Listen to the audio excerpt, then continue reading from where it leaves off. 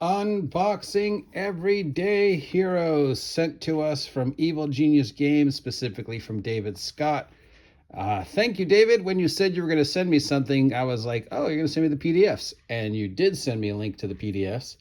But then you said you were sending me a box. And I was like, oh, you don't have to send me a box. It's fine. And I wasn't expecting this. I mean, much like whenever anybody else says they're going to send me something, I figure, oh, you're going to send me the quick start rules or, whatever. You're not going to send me a whole gigantic $80 book, especially this $80 book. But they did. They sent me the Kickstarter Deluxe Edition Everyday Heroes. Thank you very much. Wow, I am totally honored, totally flattered. Let's get into it on Unbox Everyday Heroes. This is D20 Modern. This is a loving homage to the original D20 Modern that came out sometime in the 4E worlds and was considered better than 4th edition. And a lot of people wonder why they didn't just continue with the D20 Modern run. It had a really good set. So let's see. Let's take a look. This is, I believe, the Deluxe Super Backstarter thing, but I don't know. This is the normal cover that you all see on the interweb. And this is a throwback cover to the old D20 Modern. So that makes me think this is some type of special edition. So this is just, running everyday heroes. I mean, the name says itself. Turning normal everyday people into cinematic movies. And what these guys did, in addition to copying and updating everything from the original D20 Modern, was, as you know, they got their hands on a lot of amazing intellectual properties, including Pacific Rim, The Crow, and a couple others. So they were able to take the idea of, well, can I really make modern day, normal, everyday life exciting without just emulating the 80s? And they said, yeah, let's just do a bunch of classic movies from the 80s and 90s and early thousands. So this is obviously very cinematic in nature. It is definitely more 5e than 4e, but still also its own thing. So let's take a look. Already, I'm not seeing a lot of art, which is good. You know how I feel about art wasting space. This is 461 pages of something. I have no idea what to expect, but I'm just, wow. So here we have all the normal stuff: how to play, what to play, terminology, blah, blah, blah, backgrounds, rules, jargon. What is a hit dice? I like this. I mean, it's assuming that people don't know what these words mean. That's cool. All right, part 1, your heroes. Who are you? Why are you going out on adventuring instead of staying home? I've got my normal 9-to-5 job as a barista. I've got my normal 9-to-5 job as a fireman. But in addition, I want to go solve murders and fight giant alligators. So here we have how you make your player character, who your player character is, the different steps to going into the player character, concepting your character. Who do I want to be? I'm going to be a 58-year-old guy who sits in front of his computer all day complaining about Wizards of the Coast and occasionally goes outside to garden. What kind of adventures can I get into? Then your different backgrounds, and each background comes with a key ability, and stuff like that, and some key stuff, Then we got your profession and your ability scores, all classic stuff. It's classic, we know how this works. This is classic D&D, classic D20, classic OGL, nothing we haven't seen before. You should all be very comfortable with this. Strength, Dex, Con, Intelligence, Wisdom, Charisma. Ability scores ranging from 1 through 20. Archetypes and classes, finishing touches, gaining levels, shopping, all the normal stuff. And that's about 20 pages. Feels about right. Maybe too many pages dedicated to that. Then we got backgrounds. What you were doing before you decided to go outside and get in an adventure. We got everything from activist to art lover, immigrant, gamer. I mean, you can be an immigrant and a gamer, though. So is immigrant really a fully background? I mean, can't I be both? I don't know. So I guess you maybe only get one of these. I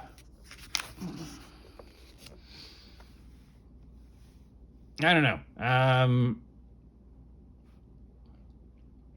mean, because here's wealthy family. But I could be from a wealthy family and a bookworm, right? But I guess they're just trying to boil it down to the tropes and the archetypes.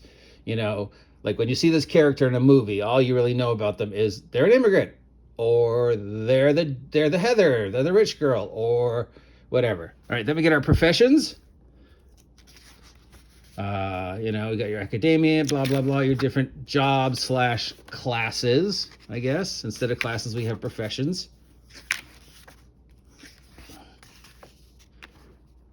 You could also have rules for new classes. Then we have our archetype. And then we have our classes. So we have our class, you have your profession, you have your archetype, you have your background. So that's a little too much. I don't know. I mean, feels like, we know Starfinder used this. Our Starfinder had archetype, class, race. I don't remember if Starfinder had background or not as well. I mean, what's the difference between archetype and background? Aren't they the same thing? I don't know. But then we got the classic classes. We got the strong hero. We got the brawler, who's a subclass of strong hero. We've got the heavy gunner, who's a subclass of strong hero. We've got the MMA fighter, who's a subclass of strong hero. I don't know if MMA fighter needs to be specific. It could have just been, boxer or martial artist. Then we have the agile heroes, the dex-based class. And then we've got the martial artist, who is a subclass of dex-based, but MMA, boxer, they could all have been in one class. And we got the scoundrel. And the sharpshooter. Then we've got your tough heroes, your constitution-based heroes, your guys who are all about taking a hit. How is a tough hero different than a strong hero? Well, a tough hero is going to be more about, taking it. And then, so we got your bodyguard. You got your commando. I don't know. I mean, you got your scrapper. Again, these are kind of feel like, are they really? I mean... Then you got your smart heroes. We know that's what I'd be. Your smart heroes. And your smart heroes got the engineer. If you're wondering what that noise is, it's Steve trying to get into something. And the hacker. How is the hacker different than the engineer? And we've got the mastermind. Ooh, very vague shout out to the Runaways.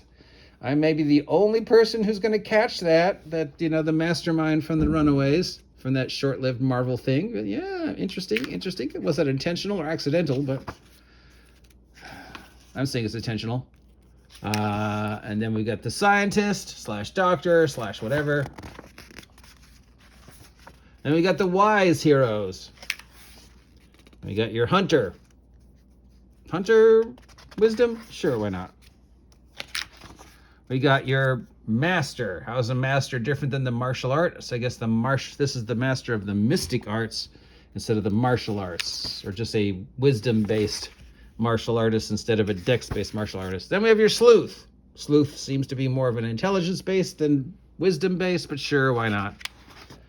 Then we got your charming heroes. I definitely would not be a charming hero. And some of the suggested ones are your duelists, because there's just so many duelists walking around in modern-day Los Angeles. Then you got your icon. I mean, come on, yeah. We got to have this one. We got to have your rock star. We got to have your Heather, right? We got to have your rich girl. Then we've got your leader, Then we got your manipulator, also your Heather, your rich girl, your mastermind, your... I'm charming, I'm cute type characters. So those all fit. And we got your finishing touches. This does seem like a lot of padding. So just basically persona, motivations, biography, attachments. These are all not necessary. They could have been in the back of the book. Roles, appearances, virtues and vices, stuff like that. Quirks, all things to fill out your character. You can ignore these or use them. Then we go to shopping at Seth's Gear and Ammo, or whatever the equipment show in this one is. So this should probably be the largest section in the book, considering, how much stuff your average modern day person is going to just consider buying, I mean, I can't be the only person who, when they walk into a store, also thinking the quality of, hey, if this was a role-playing game, what would I grab? What would I buy? I'm in the 7-Eleven. How many things in here can I use, you know? So this should be the largest section in the book. And so far,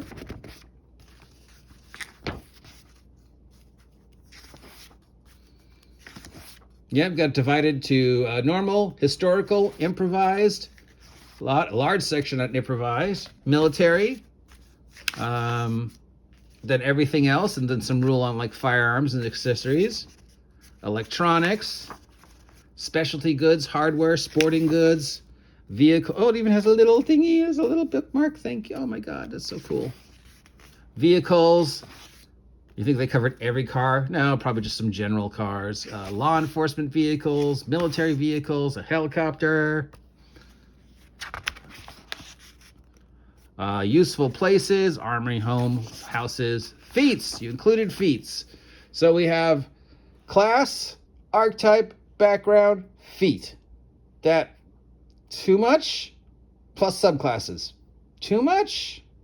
Not enough? Too much? I don't know. I never liked feats. I mean, they do allow you to differentiate one character from the other, but it always just felt like people were just using them to break the character. This one doesn't seem to have a lot of feats, though, so maybe that's good.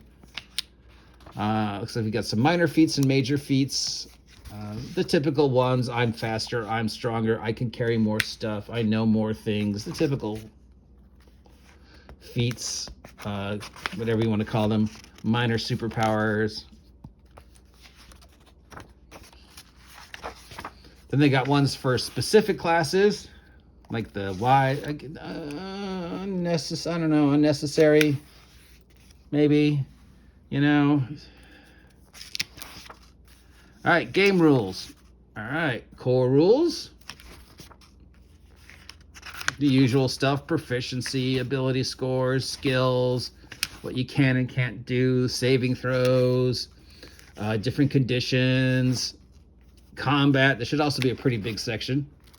How to do D20 modern everyday hero combat without it turning into a slog. What you can do on your action. Range attacks, melee attacks, special attacks. Hit points and death. Temporary hit points and healing. Miscellaneous rules. Stuff we just forgot.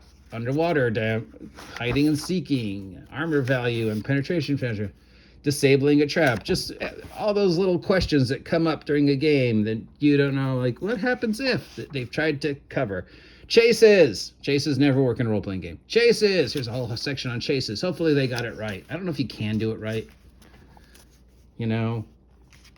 Because definitely in a chase, it seems like in a role-playing game, once the person gets, you know, ahead, they tend to stay ahead because the dice is always going to be in their favor. And, you know, even if you're going faster, you're still always like a round behind them. So hopefully they fix that, because chases definitely need to be done better, especially in a D20 modern type game. Then we have Mastering the Game, the GM's Toolbook. So normally this would be a separate book, but they've slumped it all together in one big deluxe book. And all the different things for rules, for DMing things, chase encounters. Not a lot of art, definitely like that.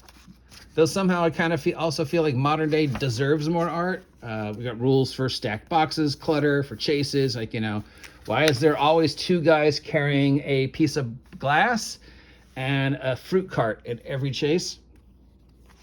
And so they've got all these different things that they could through for chases. You know, windows, ladders, flock of birds.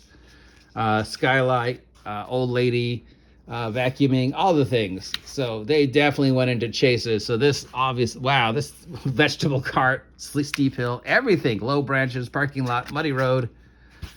Wow, well done. They looked at every possible chase trope and made rules for it. Okay, that definitely earns them some points. Social encounters, investigation encounters, weapons restrictions, computer hacking, sniping, calling the authorities. How come you guys never call the authorities? I'm gonna wait here for backup.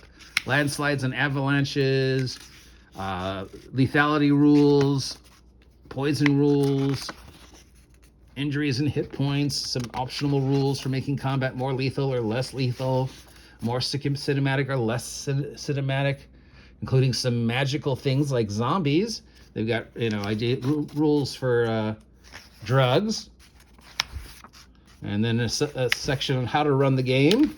I don't know what that section was, but this section was how to run the game. Is that supposed to be the doctor? Or...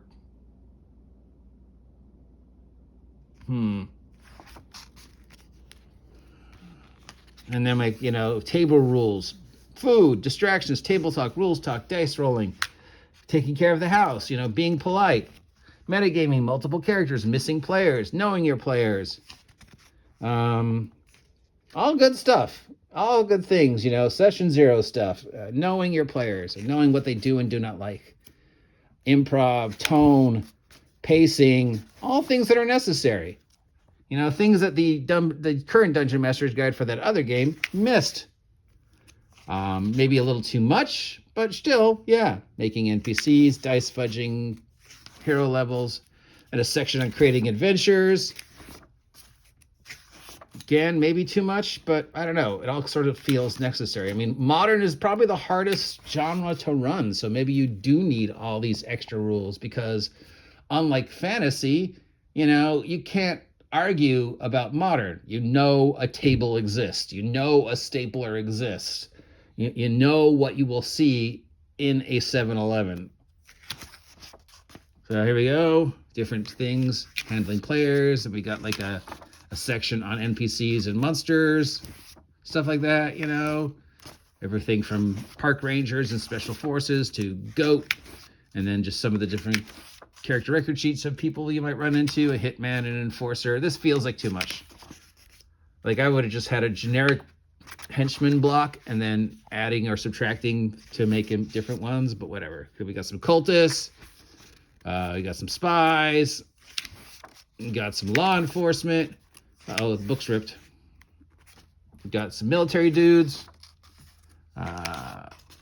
These have all could have been broken down to just been more of like a generic one page, and then like if I want to make them, they've included super soldiers.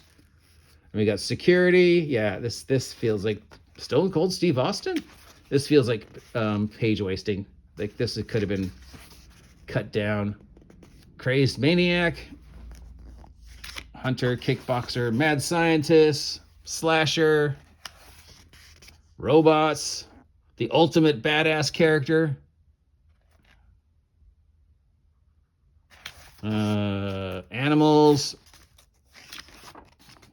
not a section on animals, some historic and prehistoric NPCs, ancient shaman, sword master, Tyrannosaurus Rex, because you always got to have a Tyrannosaurus Rex. We got some aliens. We got some science fiction aliens. We got an alien. We got some Cthulhuoids. We got some Lovecraft. We've got some robots to invade. We've got some mutated humans. So they're covering every possible modern day. You got demons, if you want to get a little bit more, Constantine. You got a vampire. You got zombies. Zombie dog, gotta have zombie dogs. The different types of zombies, reanimated skeletons, werewolves, mummies, gargoyles, if you want to run a supernatural. A section on creating bad guys and good guys. Changes from normal 5th edition.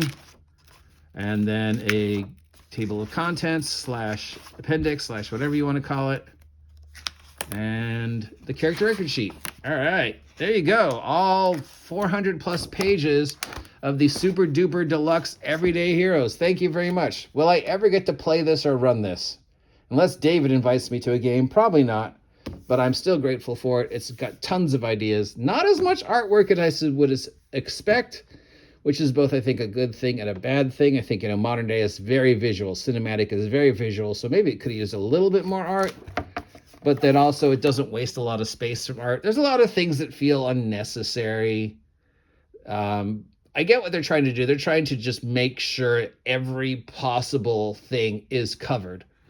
And then, you add on the different trope books that they pictured. So if you want to do a Crow game, or if you want to do an Escape from New York game, or if you want to do a Pacific Rim game or a Kong Skull Island game, or if you want to do a game with Kong Skull Island versus Pacific Rim, they've got all those source books, but then they've got all these classes, and then they've got all these things covered, because it feels like they just want to make sure that there's no lingering, does this have stats? Can I run this? Can I play this? Can I do this? What if I want zombies? What if there's ninjas? That's not supposed to be the kingpin, is it? So it does in some ways feel like overkill, but it also does feel like I get what they're doing. I especially like the section on world building, and party building and how to run a modern day game, because, you know, in some ways it is the hardest genre to run, because this is things that you would encounter in a modern day role-playing game, your house. So you got to have rules of converting everyday things that we take for granted into the mechanics of a role-playing game. So they went over instead of under. If you're a fan of minimalism like I am, you know, where less is more, this might be too clunky for you. But if you're a fan of, I like seeing as much detail as possible so I know everything is covered and I don't have to go,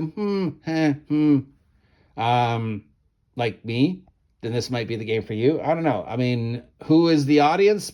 People who want to play modern day role playing and are looking for a D20 system as opposed to, say, a generic system, and want to be able to emulate any cinematic trope they could think of in a system they're comfortable with, plus just the collection of IPs they got. I wonder if they'll get John Wick. I know they were trying to get Bright. I don't know if they got Bright. That's something he revealed in our interview. Anyways, you can check out my interview with David if you want to hear more about Everyday Heroes. I am very grateful for this. We'll look through it again later on. But there you go. There's the unboxing. If you have any questions about Everyday Heroes, let me know. This is the Super Deluxe Kickstarter backers double chocolate covered thing. Give it a A-. And I'm being generous because they sent it to me for free. Would I buy the Super Deluxe version? No. Would I buy the regular one, paperback? Sure. Do I think I'm ever going to get a chance to run this or play this? Probably not. If it's sitting on my shelf a year from now, will I try and give it to somebody else? Probably. You never know. You never know what the future of gaming is going to hold. Still, I'm unbelievably grateful. Thank you very much. Check it out. Links down below. Everyday Heroes, Core Rulebook, Super Deluxe, Backstarter, Kickstarter, Double Jeopardy, whatever this is. That's all I've got to say. Have a great weekend. Stay safe. I'll talk to you later.